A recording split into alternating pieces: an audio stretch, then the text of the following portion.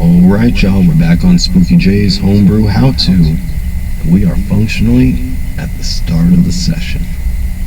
So, one of the most important things that we do as Game Masters is we help put that image from our brains into the brains of our players of this world that we're now inhabiting and navigating and creating in.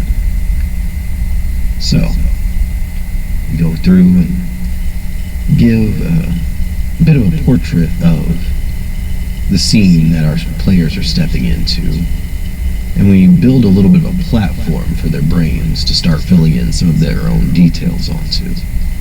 We make sure that we hit all of the high notes we need to, pointing out all of the environmental pieces as necessary, giving descriptors of relative location, making sure that people understand what is what and where is where, so that they have some grounds to stand and build their own pieces of the narrative onto it. Beyond that, we have our inciting action that we talked about. What's our conflict? What's our reason for engaging this scene? What's my motivation, as they say? In this scene that we've set up, I personally would lay out a scene like this for 4 players, potentially 3 players, and myself as a DMPC, a Dungeon Master player character. You play it as you need.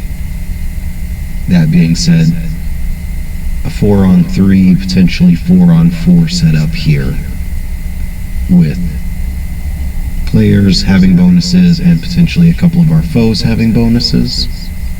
Yeah, that's pretty balanced. So, all we need is our story. Me, I like to weave a little bit of reality into the fantasy. That's why I love urban fantasy, because it's reality adjacent. I myself, in real life, I'm an independent artist and a musician, and I've been to lots of fun and interesting places, and not all of them have been safe. As such, sometimes it makes for a pretty good story. I could tell you a couple, but we've got one here on the table.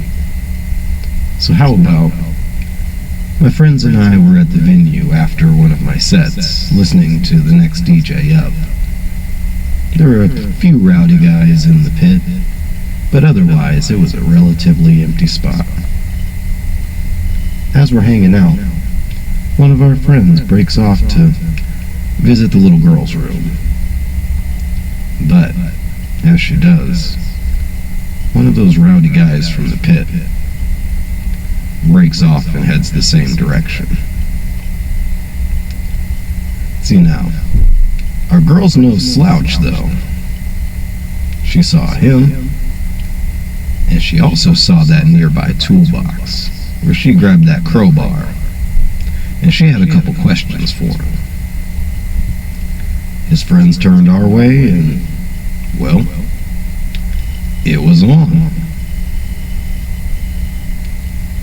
And there we have it.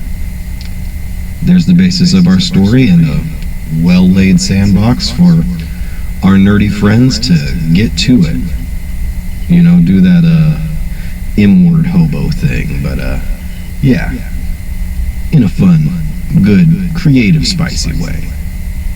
So, with that, there's really only one more how-to for us to cover, and that's how you get down with the get down.